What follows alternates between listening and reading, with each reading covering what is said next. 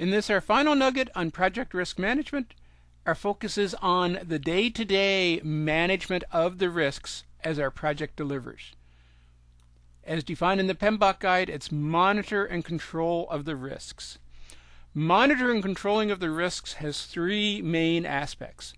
We're going to monitor the known risks. We're going to look at our risk radar, and we're going to validate that we are tracking and managing the risks at the center of our radar, and we're going to understand and look at the other risks that have been identified that are from our risk register and ensure we're dealing with them effectively. We're going to continually be on the outlook for new risks. We're going to scan the horizon and say, what new information do I now have at hand for my project that allows me to better identify new risks for the project? And most importantly, I'm going to manage the contingency. I have a contingency of dollars, I have a contingency of days from each of the known risks, and I'm going to effectively manage that through the life of my project.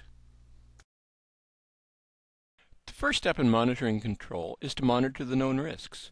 To look at the risk register, examine the events in the risk register, determine the likelihood of the risk occurring, determining the timeline with which the risk is likely to occur, and ensuring that you are taking appropriate actions to eliminate, to mitigate, to deal with the risks as they occur. So how do we do that? Let's have a look at our risk register. Here we see the risk register from the previous nugget more completely filled out. We have identified more risks in our risk register. And in fact, we have added additional detail, we've added the risk management strategy, and we put in the critical date. Now in this case, I have simply put it in a relative term, this week, this month, next month, 3 months out. In a true project delivery situation, you would be putting in actual project critical dates. And we're starting to fill in the current status for the risk events. Now I have sorted my risk register by critical date. I see that I have the events that are likely to occur that need to be monitored immediately at the top, and then as we go down the risk register, we're seeing the events are getting further and further out in our project timeline. So we need to focus on the top events in our risk register. So this week we have to deal with inadequate training. We see its probability is medium. The risk management strategy is to mitigate. And currently it's not an issue. So it looks like we might get lucky on this one, that the inadequate training issue may disappear, and hopefully in the very near future we will be able to eliminate that risk from our risk register and saying the critical date has passed and we can eliminate the risk. The next one, staff availability, the impact is high. The management strategy is transfer. If we were to look at our detailed risk management plan, we would see something to the extent of, if we cannot get the staff we need to go out and hire a consultant, or we need to hire a temporary resource. It's looking like we need to take that action immediately, and the current status is 3 programmers not available. So it is about time to go out and deal with the issue and find those contract resources to bring in to ensure our project does not deal with a resource availability shortfall. Then we're looking at the ones on the near scope. The network capacity, continue to review. It's a medium, we're going to mitigate it, and sometime this month we're going to have to take action on this risk. As well, the programmer learning curve is a low, so we're not going to watch that one as diligently, but again, sometime this month we're going to have to deal with the fact whether we have a programmer learning curve or not, and in both of these instances we're continuing to review the situation. As we get further out on our timeline, the next month, increasing competition, medium accept, is increasing scrutiny. It's beginning to show up on our radar screen. We need to start to examine the impacts related to increasing competition to determine the impact it's going to have on our project. We have other very serious risk events. We have the interface incompatibilities as a high, and the business availability for training as a medium. But their timeline is substantially removed from the project, 3 months out and 6 months out. So at this point in time, we're actually not taking any active to-do risk management, but as the timeline moves and they move up on our risk register, we will begin to act on those. So if we go back to the activities related to monitoring the known risks, the key tool we have is our risk register. We need to ensure we're continuing to monitor our risk register, that we're continuing to review the known risks, that are on the risk register and continuing to take the appropriate actions to monitor their status and taking the appropriate actions to put our strategies in place, the hiring of the 3 contract programmers as required to support to deliver the project successfully. The key item that we need to be aware of is the project timeline. We can't deal with all of the risks because there's simply too much to manage at one point in time, so we need to focus on the project timeline and deal with the risks that are immediate to our project and let the risks that are further out in the timeline wait until they become more urgent, more pressing to our project. The principle that we just talked about of monitoring risks that are near timeline closely and observing risks that are further out in the timeline, I like to refer to as my risk radar. We need to focus on those risk events that are in the near future, the immediate, the 1 to 2 weeks. We need to watch the risk events that are further out on our timeline, that are the 2 to 4 weeks. We need to monitor the risk events that are even further out, the 5 weeks to 8 weeks. And we need to observe the risk events that are further out on the radar screen. You need to ensure that you're focusing, watching, monitoring, and observing the appropriate risks based on the information in your risk profile. Focus on the risks that are immediate. Focus on the risks that you need to take action on immediately to ensure that you're putting the appropriate actions in place, that you're taking the appropriate strategies to eliminate, to remove, to mitigate the impacts of the risk. You're watching the risks that are close to happening on your project. Now, to date, we focused on time, the 1 to 2 weeks, the 2 to 4 weeks, etc. You also need to be aware of the profile of the risk. How high is the impact? How high is the probability? So if you have a risk event that's in the 2 to 4 week window, but it's a high probability and a high impact, that in fact is sufficient that you need to move it into the focus component to your risk radar. As a project manager, you need to be effectively managing the risk radar for your project to ensure that the high profile, high urgency, or immediate time frame risks are being carefully monitored and focused on by you, the project manager, but that you don't lose sight of the other risks and that they're still out there on the observe list. They're still on your risk register, and they're still items that you're going to deal with on an as required basis. Just because they're 8+ weeks out, they could still have actions happening against them that's going to change your impact, change your assessment of the risk. It may change the timeline. It may change the urgency. It may change the impact of the risk that's going to necessitate moving the risk in from the observe ring to the monitor, to the watch, or even to the focus. So don't get fixated on the focus. I want you to pay a lot of attention to the focus, but don't get so fixated on them that you ignore the other risks in your risk profile. You need to do careful risk management throughout while still ensuring that you're observing the principles of the risk radar, that you're not trying to take actions on the observes when action on the observes really provides no immediate value to your project.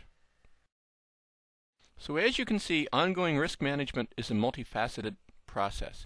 You need to be aware of the risk radar, you need to be aware of timelines, and you need to be aware of the profile for each individual risk, the urgency and the impact for the risk. You need to be monitoring, observing, watching all of the risks, and making sure that you're focusing your attention on the appropriate risks. And that's the key component to project risk management, the key component to monitoring and control. Focusing on the appropriate risks, focusing on the risks that you have the capacity to take action on, or focusing on the risks that you need to take action on immediately to ensure your project delivers successfully. Take the appropriate actions, put the contingencies in place, apply your mitigation strategies, apply your transference strategies to minimize the impact that the risk is going to have on your project. As important as it is to monitor the known risks, it's equally important during project delivery to watch for new risks. The original risk plan that you created during project planning was as complete and comprehensive as possible. But because it was created during project planning, there were significant a number of project facts that you simply did not have at hand. Now that the project is unfolding, you're going to have a lot more information about the project scenarios. You're going to have a lot more information about events and activities that can impact your project success. Therefore, you have lots of opportunity to identify new risks, and you have lots of opportunity to put new risk management plans in place to mitigate, to eliminate, to transfer the new risks before they become actual risks on your project. Where can new risks come from? Scope changes. As the project scope changes, as you add functionality or remove functionality, risk events are going to change. You need to ensure that with each and every scope change, with each and every change control processed for your project, that you're identifying any new risks that are associated with the scope change. As the schedule changes, as the schedule becomes tighter or as the schedule becomes more relaxed, different events will happen, different processes in the project will have different urgencies, therefore the risk impact or the risk possibility for the schedule will change. As the schedule changes, you need to reassess the impact for risks and take the appropriate actions. As the environment changes, an environment changes is multifaceted. It can be the technical environment for your project. It can be the competitive environment within which your business is operating. It can be the business environment. It can be changes to your project sponsor. It can be changes to the business environment. There are a large number of environmental changes that can have significant impact on the risk profile for your project, have significant impact to the events that you must be monitoring as a project manager to ensure that the project is being delivered successfully and that you're taking the appropriate proactive actions to minimize, to eliminate, to transfer risks. Ask your team. Your team are the people on the ground, in the know, that have precise information about the project. They will know whether a risk event has occurred. They will know whether new risks are being identified. When you identify new risks, you need to go through the complete planning process. You need to identify the risk. You need to identify the issues associated with the risk. You need to identify the contingency, the time, the schedule, the dollars. You need to develop a complete risk analysis for each new risk identified. You need to develop a risk management plan for the specific risk. You need to put the risk on the risk register. You need to put the risk on your risk radar. And where appropriate, based on the impact, the probability of the risk, the need for additional funding, the need for additional schedule allocations, you may need to go back to the sponsor, you may need to go back to the business to say, there is a new risk identified, we need to allocate an additional $5,000, or we need to allocate an additional week or 2 weeks worth of schedule contingency to ensure that we can deal with the risk proactively. Simply identifying new risks and saying, oh, there's something bad happening on the project, without going back to the business and telling the business about the risk impact, that you may need more money, you may need more schedule changes, is not doing a proper job of risk management. Managing the contingency is the most difficult part of risk management, the most difficult part of monitoring and control. We have defined our contingency into 3 buckets. We have the known risks. We have risk number 1 with a contingency of 5 days and $5,000. We have our unknown risks where we have a general contingency of 20 days and $25,000. And we have these on-plan deviations. Let's deal with managing the contingency 1 column at a time. So first we have the known risks. Risk number 1 has a contingency of 5 days and $5,000. It's critical as a project manager that you reserve those 5 days, that $5,000, specifically related to that risk event. If that risk event is going to occur in month 3 of your project, that 5-day contingency, that $5,000 of funding needs to be reserved, needs to be untouched until month 3 for the project, and the risk either materializes or the risk disappears. I want to stress this. preserve the contingency for your known risks until the risk event occurs. It's very tempting in week 1 of the project or month 1 of the project to say, I have a deviation. I have bad estimates. I've lost 5 days. I've lost, coincidentally, $5,000 in project delivery funds. I'm going to simply start to consume my contingency as a result of bad estimates. Absolutely the wrong strategy to apply. If you have bad estimates, it's time to go back to the project plan. It's time to go back to the project sponsor and say, we've determined that we improperly estimated phase 1 for our project. We misestimated the number of business processes. We misestimated the amount of work to be done. Therefore, as a result of bad estimates, we need to go through and allocate additional time, additional funds to the project.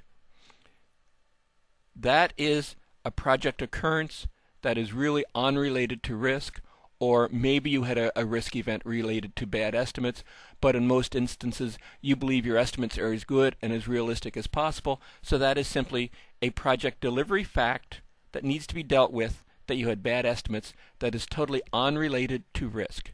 You need to reserve each individual risk event, risk 1 through risk 15, the time allocated to each risk event independently, and only consume that time, those dollars associated with that risk event, when in fact the events around risk number 1 have happened. It's 3 months into your project, and you have in fact determined that risk number 1 has happened, and you deploy the time or you deploy the dollars, or better case, the risk has not happened and therefore you have extra funds available. But what about the general contingency? We've allocated 20 days, $25,000 of general contingency for the unknown risks. When you consume the general contingency is really at your discretion. You have this additional funds of 20 days, $25,000 to deal with unknown risks.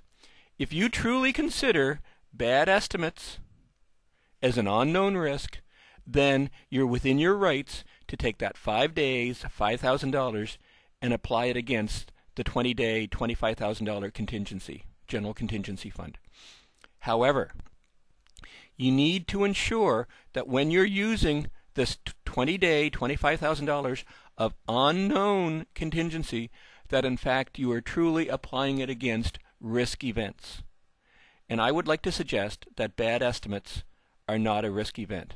General contingency unknowns would deal with some other unknown, uncontemplated, unrealized issue that could result in project delivery challenges. So let's assume that you have an unknown risk event called bandwidth. And you simply have to buy more capacity for your network, and that extra network capacity is going to cost you $8,000. That would be an unknown risk event, and that $8,000 would be applied against your general contingency, and the general contingency would then be reduced to $17,000. You need to ensure that when you're applying your general contingency that you're truly dealing with unknown risks, and that you're taking the appropriate actions to ensure your project is delivered, that you're consuming your general contingency for true risk events, and that you are not consuming your contingency for typical ongoing project delivery challenges. So in the unplanned deviation column, we need to rationalize everything. So we have our known risks, and I'm going to simplify it. I'm just going to include risk number 1 here at 5 days and 5K. We have our unknown of 20 days and $25,000, and we have our plan deviations, the bad estimates, at 5 days and $5,000. It's important as we're going through and dealing with our contingency dealing with the fact that we are now delivering our project, that we're taking the appropriate actions. As I've said, you need to reserve known risk events for when that risk event occurs. If 5 days, $5,000 is not going to be known until month 3 of the project, make sure you do not consume those funds, those schedule allocations, until that point in time. Do not start to use up your project contingency simply because you have planned deviations, you have bad estimates, you have resources that are late joining the project. There's all kinds of ongoing project delivery challenges that's going to result in planned deviations that are not related to risk. But we do have this unknown, the 20 days, the $25,000. As I suggest, it should be reserved for unknown risks and consumed when unknown risks are realized. But as the project delivers, you are now 75% of the way through the project, and 8 of your planned risks, or 8 of your known risks, their date has transpired, and you have additional funds of $8,000 and 10 days. At this point in time, you have capacity to deal with unknown deviations. At this point in time, you have extra capacity of an extra funds of $8,000 and 10 days, and by this point in time, you may have only consumed 10 days and $12,000 of the actual unplanned contingency, that in fact you can start to apply contingency funds against planned deviations. Now this may seem confusing, this may seem ambiguous to you. Unfortunately, that is the case with risk management. As we said, going into these nuggets on risk management is very challenging. Risk management is focused on dealing with unknowns. Risk management is focused on putting together strategies to deal with unknown events, dealing with unplanned deviations, dealing with how to consume your actual contingency is again based on unknowns. The key to managing contingency is to reserve the funds for the known risks until the risk event occurs or transpires without occurrence. The key to managing contingency is ensure that you're using your contingency, your general contingency, only when a true risk event happens, that you're not consuming it for planned deviations. And as you're dealing with the project, as you're delivering the project, as your known risks transpire and you have extra funds available because risk events did not happen, then it is acceptable to apply that against planned deviations.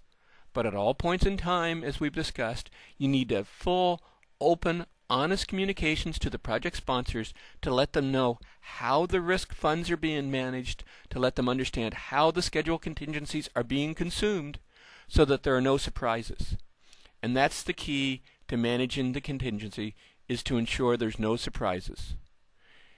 The big thing you have to watch is that you're not consuming contingency early in the project to hide schedule deviations, that you are reserving the risk events, the risk contingency, for later in the project at the 75% complete level, when it is truly known that the project is likely to succeed and that it is acceptable to begin to consume contingency for simple planned deviations, as opposed to reserving the contingency for the actual risk events. This concludes our final nugget on project risk management. The focus of this nugget was on monitoring and controlling of the risks. It was monitoring the known risks, looking at the risk register, understanding which items were on the risk register, putting that onto our risk radar, focusing on the risks that are at the center of our radar, the high priority risks that are about to occur, looking at the risks farther out on the radar, but ensuring that we are effectively monitoring all of the known risks. It's also being on the lookout for new risks. Now that we are farther into our project, now that we know more information about our project, using this advanced information that we have, do we have better capacity to look for new risks? And once we identify potential for new risks, we need to develop the same strategy. We need to determine if we are going to avoid, to transfer, to mitigate, or to accept the risk. And most importantly, we're going to manage the contingency for a project,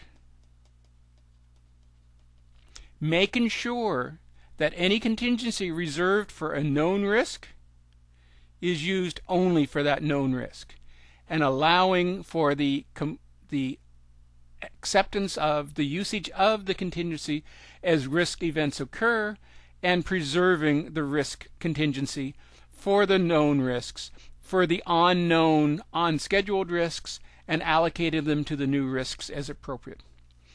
With effective risk management in place for our project, we're well on the way for effective project delivery.